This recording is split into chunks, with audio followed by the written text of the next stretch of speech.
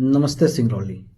मैं प्रेम प्रकाश सिसोदिया, यूथ अध्यक्ष कांग्रेस सिंगरौली।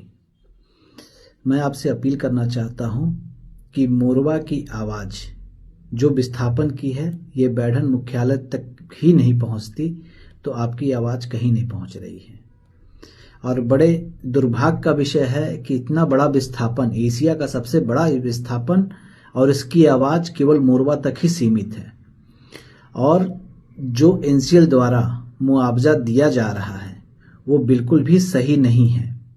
और मुआवजे की रकम, मुआवजे की फैसिलिटी और रीसेटलमेंट जितने भी इस लार एक्ट में जो प्रावधान है उसके तहत आपको नहीं दिया जा रहा है। और ये लार एक्ट और आपका अधिकार सिर्फ ये संविधान देता है जो आपके साथ है। अब मैं आपको बता दूं कि आपके साथ शोषण कैसे किया जा रहा है। आपको जो राशि मिलनी चाहिए लार एक्ट के तहत वो नहीं दी जा रही है, और एनसीएल द्वारा लिखित भी नहीं है कि दिया जाएगा कि नहीं दिया जाएगा। दूसरा, आपको पहले विस्थापित करेंगे, उसके बाद आपका घर लेंगे।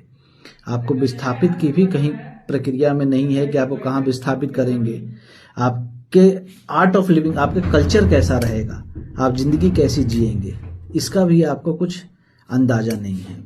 दूसरा चीज आ जाइए कि डीएमएफ का जो पैसा जो आपके ऊपर खर्च होना चाहिए था वो भी खर्च नहीं किया जा रहा है। 15,000 बच्चे इस विस्थापित से प्रभावित होंगे, उनका एडमिशन कहाँ होगा यह भी किसी को पता नहीं है। स्कूलों में सीटें नहीं है। आप किसी भी स्कूल में चले जाइए, डीपीएस चले जाइए, डीएवी चले जाइए, सीटें आपको नहीं मिलेंगी। 15,000 बच्चे कहाँ जाएंगे? इसके जवाबदेही कौन है? किसी को जवाब ही नहीं किसी के पास।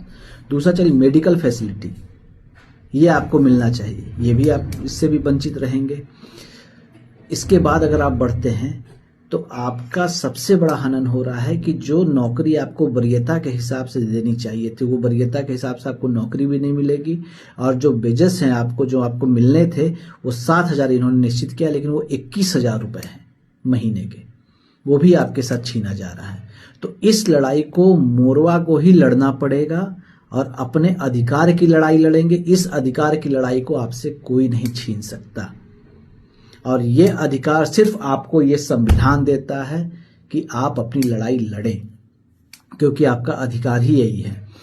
सबसे बड़ी चीज देखा जाए तो मैंने सुना ये था, मैं भी इस पे इन्वॉल्व नहीं था जब मैं सुनता था सिर्फ, लेकिन जब मेरी आंखें तब खुली जब एक प्रोग्राम हमने किया था यूथ का यहाँ पे, और यहाँ पे जब एक महिला थी वो हमसे खड़े होकर मंच के सामने पूछी कि विस्थापन का क्या होगा।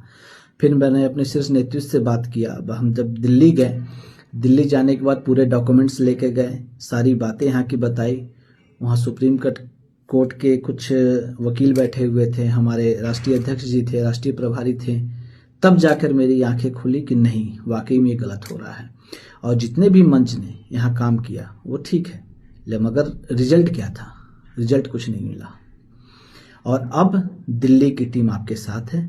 ये राजनीति नहीं, ये समाज सेवा का काम है, और ये सिर्फ समाज सेवा है। और ओपन मंच रहेगा, सबको अपनी बातों को जानना, अपनी बातों को बोलना, और एनसीएल अधिकारियों को आपको बताना, ये उनका भी अधिकार है और आपका भी अधिकार है।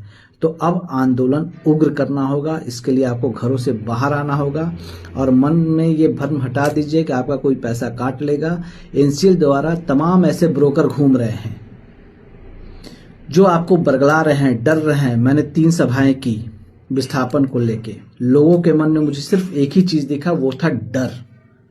अगर आज आप डर गए तो आने वाला समय आपके बच्चे, आपके नाती पोता आपसे सवाल करेंगे कि पापा, दादा, उस आंदोलन के हिस्सा आप क्यों नहीं थे? और आप सिर्फ इतिहास के ऐसे उदाहरण बने रहोगे जो अपने आप को कोसोगे आप। इसलिए आप अब बाहर निकलो, साथ दो और अपने अधिकारों को लो। यही मेरा आपसे निवेदन है। जय हिंद, जय भारत, नमस्ते।